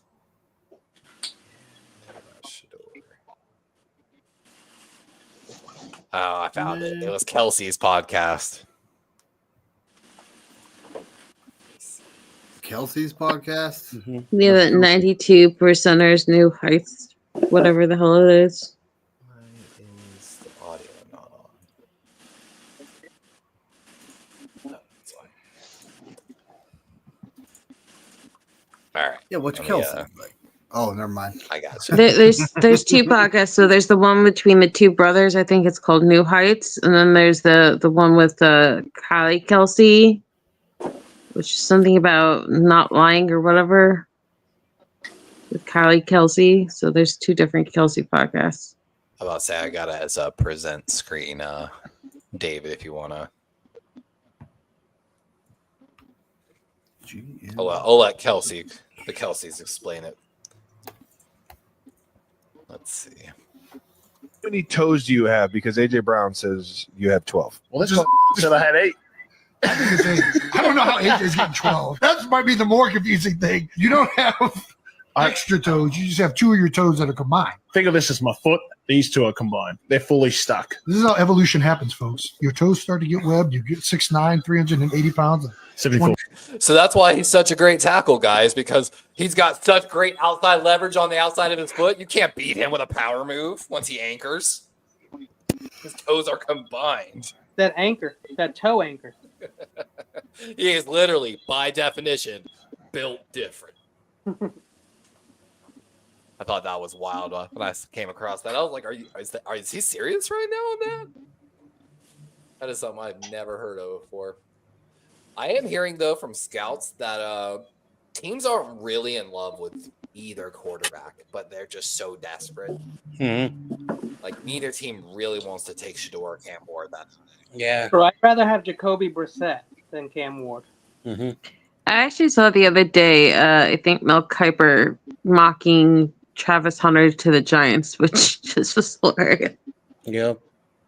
Like, for those who study the big boards that come out and you look where the quarterbacks are ranked, they're always ranked between 20 and 32 for a reason. But there's a lot of teams who the year before were horrible because they didn't have a quarterback. And so they jump up. And again, I'm not saying I do agree Shador is probably a little bit overhyped coming out of college. I do want all these quarterbacks to succeed in the NFL. Unfortunately, the reality of the NFL. But every year I have a quarterback. Every year I always say there's one quarterback that is ready to be a starter week 1. I'm not saying they're going to be good, and that's Cam Ward. Cam Ward is ready to be under center week 1 and whatever happens. I do think Shador needs to enter the league with caution and learn the speed and understand the playbook for him to come in. But at the end of the day, those 2 quarterbacks will be pushed in for week 1 on their selective teams. Hey, Levi, speaking of Shador, I was wanting to ask you, do you think it's more like the situation with Malik Willis when he came out and he drops to the 3rd round? Or it's going to be more like Kenny Pickett where he falls to the 20s? Or is it going to be like at the Daniel Jones, Dwayne Haskins draft where they kind of drop to right around 10, but they don't get traded up for or anything? It's going to be hard. Again, a lot of teams are viewing him so differently. But the real thing is this. We're going to get a clear answer, in 15 days or so. When free agent opens, them quarterbacks are going to be moving quick. Especially, the top tier guys. I think we'll see the trade. Everyone wants to probably get their quarterback situation cemented before the draft starts.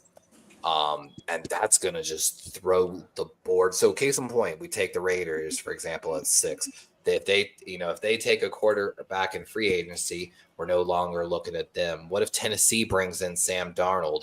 The GM said he's going to solidify the quarterback position, but he also said he's going to not pass on generational talent. Cleveland, I think Cleveland and Cam Ward's a lock at this point. They can't bring in anyone free agency wise. And Myles Garrett, if they don't bring in a quarterback, Myles Garrett probably will just refuse to play. Giants, we talked about, they could. I mean, we haven't even addressed where Kirk Cousins might land. Looking at that, it starts to get a little iffy. Like you're saying, maybe I actually would fall over laughing, and I need help to be resuscitated if Kirk Cousins actually ended up being a Viking again. Yeah, I believe in JJ McCarthy. I know he's but think about it. They don't want to put all their eggs in their basket because JJ had that horrendous injury. Mm-hmm. But they also don't want to pay Sam Darnold the way Sam Darnold thinks that he deserves to be paid after going 14-3. Yeah, he's going to cash in. And it's not that he wants to make top or mid-top quarterback money. He wants guaranteed money after all of the stops that he's been to and all the injuries he's had. What about Stafford to the Vikings? Makes a lot of people have put that up there too. Makes a lot of sense. The funniest one is that as well, right? There's that Steelers too. Yeah. The funniest one is everyone thinks that Aaron Rodgers will willingly follow the Brett Favre sheet and go full circle and go to the Vikings.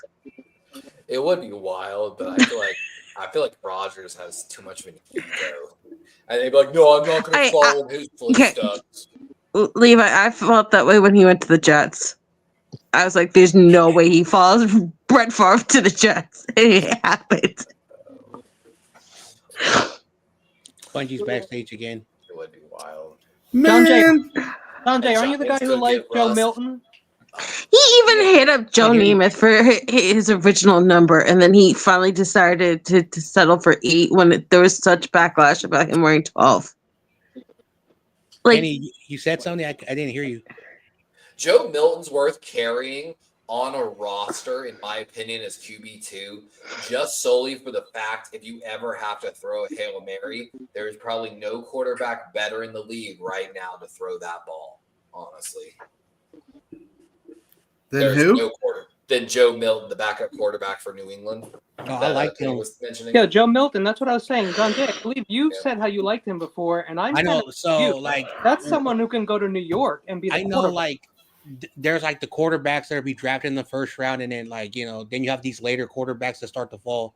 He was the only guy who I felt day 3 would be on a roster. I know he's not going to change anything, but those are good quarterbacks to have backups if your starter gets hurt, who can carry a team for a short term.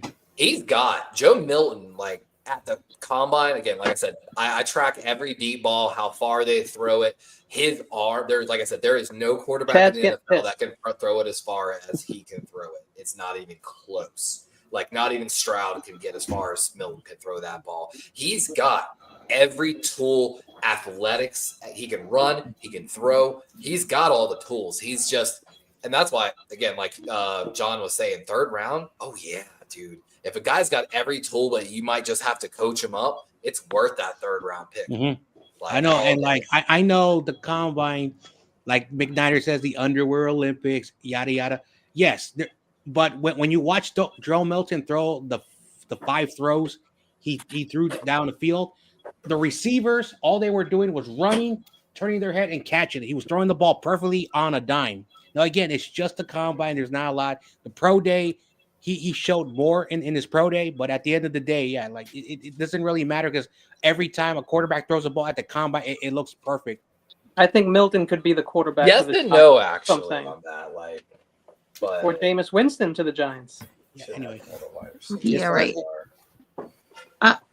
Levi, I want to ask you a question real quick because it is your division. Do you actually think that they go full slate clean and they get rid of Russell Wilson and Justin Fields? No way. No. But I don't feel. I feel like Fields.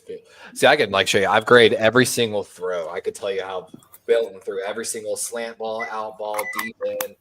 his bench, his corners, his goes. I can tell you exactly where that ball landed at, basically, on those go balls.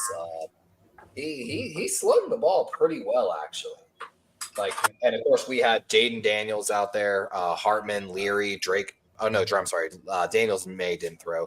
McCarthy though, Milton, Nix was there. I think day 2, Penix, Pratt, Rattler, Reed, Slavis, Travis, and Williams were day 2 guys.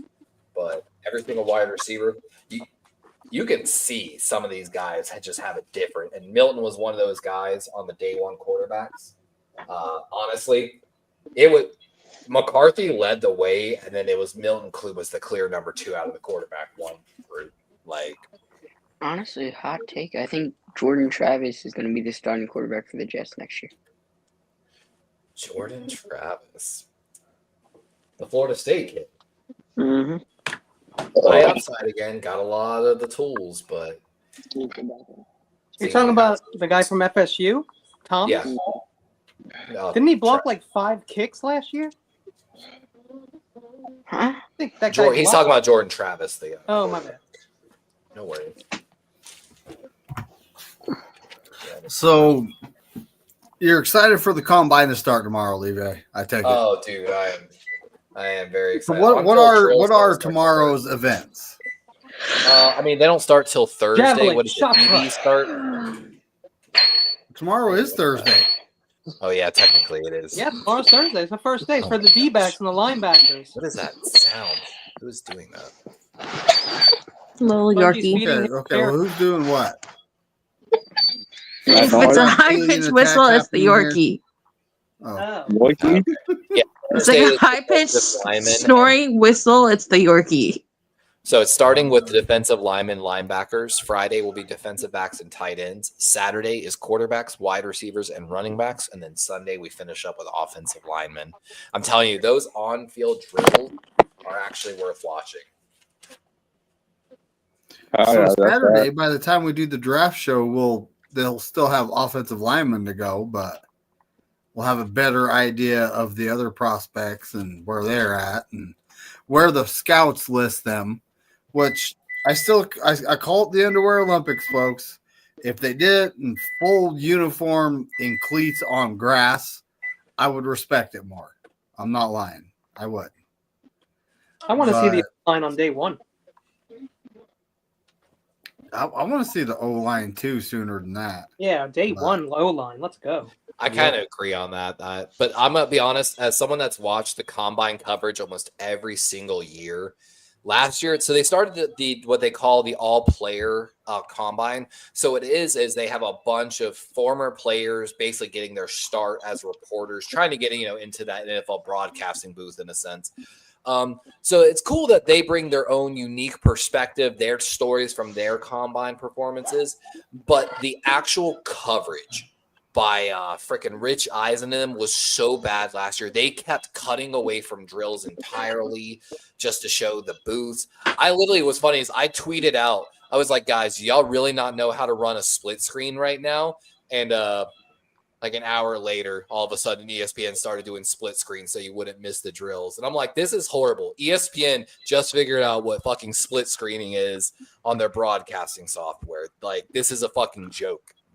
And like, I could look at my notes. There's entire drills where like I missed like rolled outs on one side of the field. And there's certain things, case point, like Puka Nacua, you have to track sometimes your own stats. How quickly they come across without, so like case in point, the gauntlet, other than the catching, of course, because the catching is kind of superficial because they're taught to drop the ball so quickly to get their hands on the next ball, which a lot of scouts don't like that aspect. But when you're watching the gauntlet, what you're truly watching for is their ability to not swerve and stay on that one line. And you'll watch some of the guys, man, they're all over the place. And what that does, it leads to bad route running behaviors across the middle. And also you're looking to see if their ability to maintain a top speed. Like we saw Puka Nacua had the top speed in the gauntlet drill while maintaining it throughout the entire time. If a guy has to like stop to make that catch, slow down his momentum, that's why Nacua crushed his rookie year on those crossing routes because he was the best crosser at the combine by far. Mhm. All the wide receivers. So, but of course, like I said, they don't track that stat. That's something you have to sit there with your little stopwatch and okay, he's ready, and fucking just run it constantly to try to get the numbers, which can be a little tiring. So the reason why they do that drill, everything is specific, is how well you catch a ball and then get ready for basically boom, get it, boom, get it, boom, get it. The purpose of it is in the NFL, those tight window throws, you have less than a few milliseconds to be ready and get that ball. So when that ball is out and you drop it and then you get ready to catch the other ball, you better be ready to get that. I know it's pointless. I know scouts, I don't like this. And that shows up in those out routes when you got a quarterback that does deliver it when they're supposed to cut and delivers it on time. And you'll see a lot of those wide receivers start dropping those balls. Watch the running backs. Watch their depth on their routes that they run. Every running back will run it differently, but the coaches will tell them exactly how they want it run. That shows you how they respond to coaching. I know, because I had a coach in the junior college of San Francisco, and they had a quarterback who basically was deaf, and he was pretty good. And this kid and I don't know how we were able to communicate. I did not know sign language, but one thing that we understood was he could read your lips. And the point of the matter is that he said, when you throw a football to a receiver, you throw it where they're supposed to be in 3 seconds. So when they're about to cut, you throw the ball, because if you throw a ball exactly where a receiver is, a defender is going to read it and picked off. So that's why they do timing that. Throws. Yeah. And so basically, I learned how to throw a football by a person who could not speak, and he was really good. And I would go to his games and watch him, how a mute guy who could not read a playbook, listen to his headset, can still play better. And I know he never became famous or nothing, but the coach was like, "Oh, this dude is so good. Imagine if he can, listen and hear what he could be able to do." Damn, that's crazy. It's just exactly like why you run certain routes with the footwork on a 3-step drop compared to a 5-step drop. Which foot you start first on the line of scrimmage, depending on which side you're on. Actually, I had to teach that to younger kids, because it lines your timing up with the quarter. The quarterback's on a 3-step drop right now on this quick pass. All your footwork has to be based on a 3-step process, and if it's not, you're going to be out of timing on this throw, and you're going to get lit up over the middle. 5-step, there's a reason your out route is a 5-step drop. When you run that 10-yard rolled out, you need to get there in 5 steps. And the quarterback's like John Jay saying, ball's out on 5 before you even turn, if it's done correctly. And then the second part is you always throw the ball where only your guy can get it or nobody's. You never, on the out route, you never miss behind your guy. If you're going to throw that ball, put it out bounds, put it out the sideline. If you miss it that way, you'll never get me mad at you. Mm-hmm. But if you throw that ball behind your wide receiver where he might get it picked, I'm going to be in your ear. I know. And one last thing, last year, not this past year, but the year before, in the 2023 season, when the Niners were in Thanksgiving, I don't know who does that quarterback breakdown. I think it was JT O'Sullivan. When he threw the ball to Brandon Ayuk. Brandon Ayuk was not even ready for that ball, and he was triple covered. And Brock Purdy just said, "You know what? Screw that. I'm throwing the ball to Brock Purdy." And when Brandon Ayuk turned around, he saw that ball. It came at him. That's the purpose of those drills, which made look, all right, he's just catching the ball, running side to side, yada, yada. There's a purpose for that. And so Brandon Ayuk at that play was I was surprised where he threw the ball at me, and it worked, and it was a touchdown. That's what the Niners do. High percentage time to passes. Yep. Just don't create negative plays. Just stay on timing, basically, is entire offense. Yep.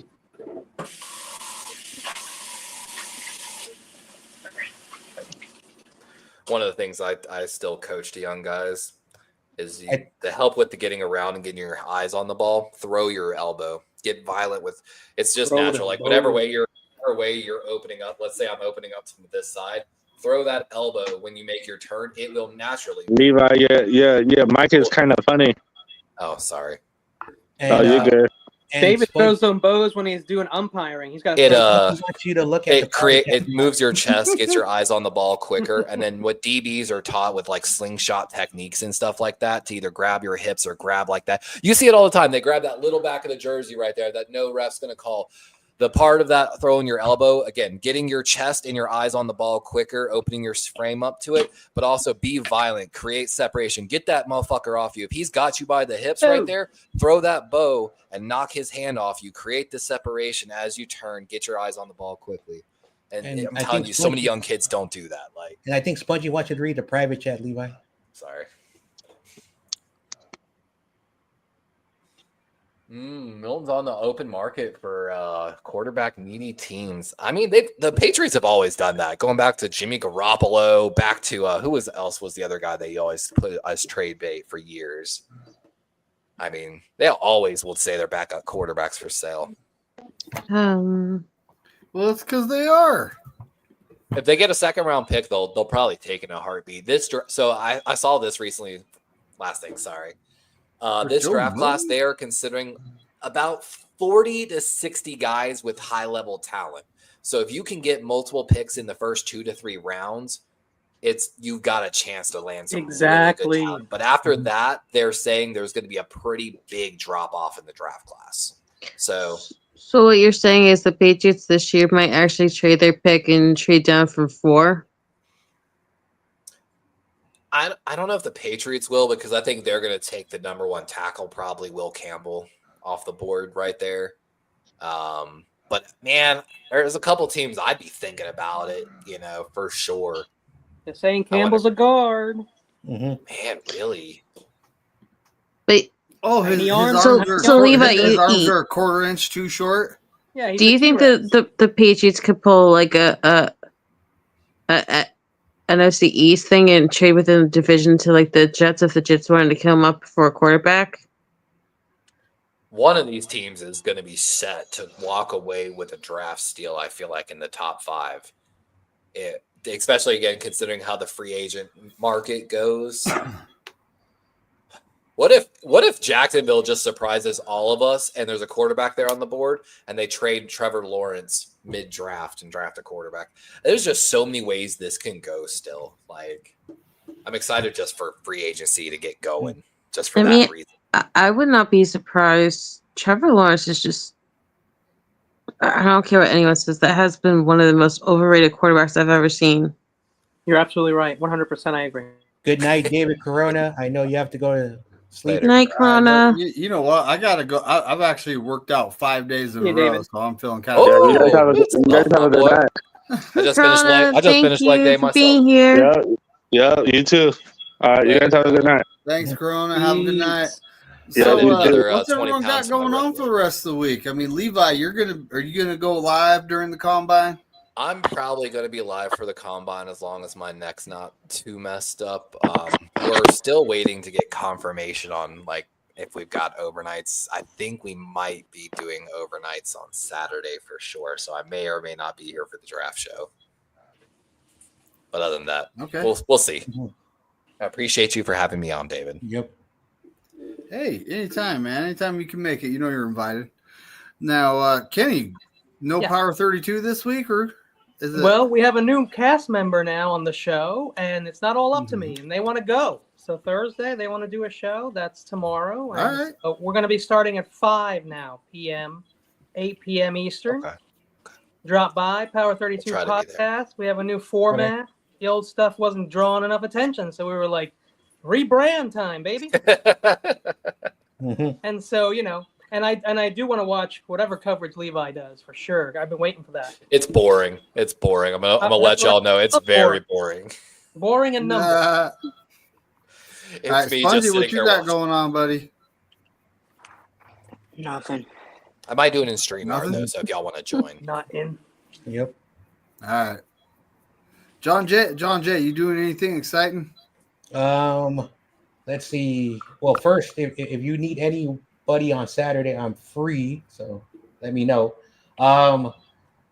If there's nothing going on Fridays, I am willing to substitute. I can do drafts, jackpots, whatever. Friday, for anybody who's available. And Saturday, I think, is where they do the quarterbacks. I might do the quarterbacks just for fun, and I'm starting a podcast for all teams. It's not Niners, as I figure out what to rebrand my channel. And so I will update everybody, and if anybody wants to be featured on this podcast. Can I come on? I love talking about all teams, not just my team. Yeah. In fact, sometimes I get so sick of talking about my team, I need to talk about other teams. Yeah. And by the way, you are correct on Saturday for the quarterbacks, starting at 1 p.m. Eastern, 9 p.m. Or wait, no. Yeah, 1 p.m. Eastern. Mm-hmm. Yeah, so, and of course, I'll have other people. McNiner knows them. Spongy knows them. Cardinals fan, Giants fan, Bears fan, etc. And a Steelers fan. So I know a big community of sports fans. So, yeah. And Spongy will be on with Bears fan if he wants to debate Bears fan if he's interested. I'll update everybody in the future what's going on. I would bet my money if they're debating. I got my money on Spongy. Yeah. Can I add in something real quick? Yeah. It's your birthday coming up, Melissa. So happy early birthday. Yes, it is. So my birthday is actually next Wednesday, March 5th. So I wanted to say real quick, and I'll probably message Corona about this. I just wanted to say, with my upcoming birthday coming up, it's really nice to have another year with you guys. And I haven't been around the last couple of weeks because I had needed some time off, but just thank you for another year of fun. Through a really bad, difficult year. So thank you. You did such a great job on Pick'ems. You were a champion. Well, I'm not Tommy Huxley. That's Tommy Huxley. I don't recognize Thomas Huxley. Who is this? Thomas? I don't know.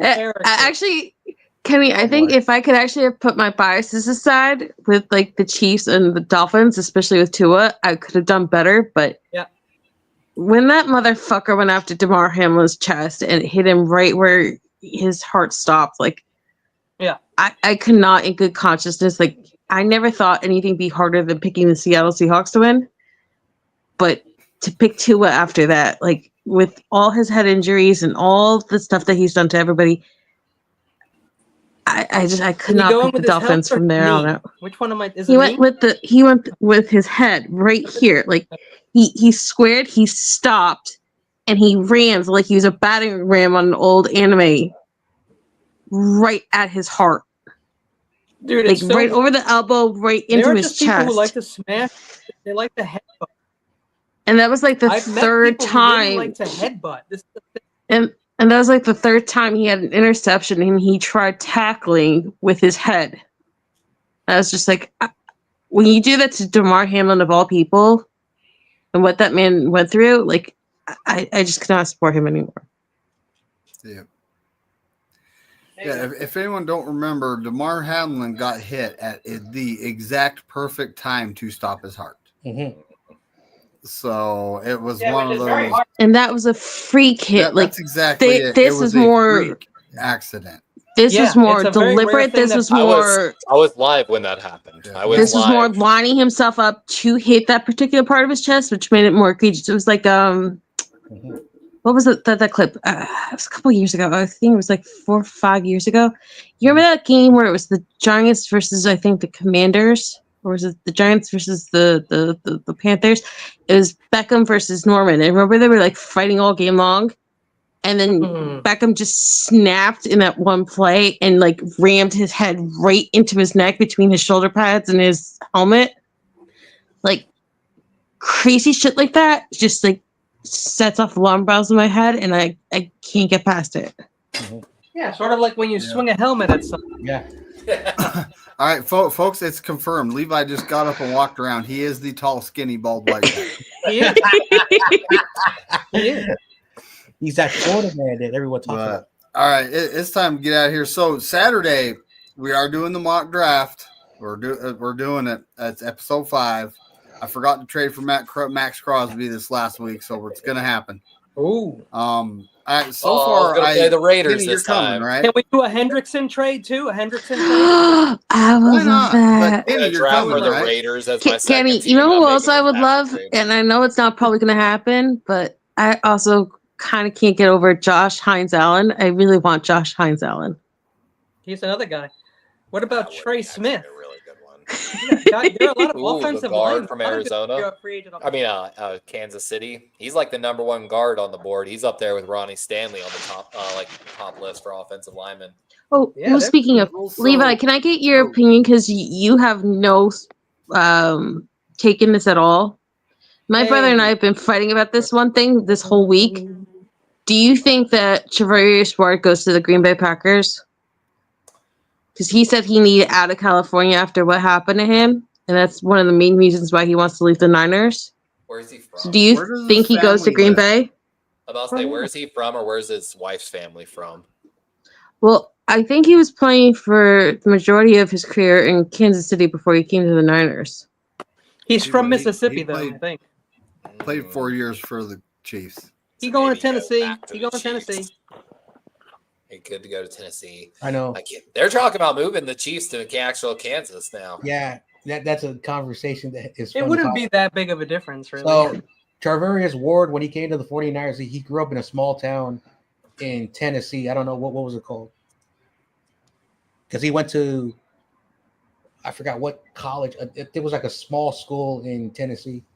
That's why he was undrafted to the Chiefs. Yeah, way down yonder on the Chattahoochee.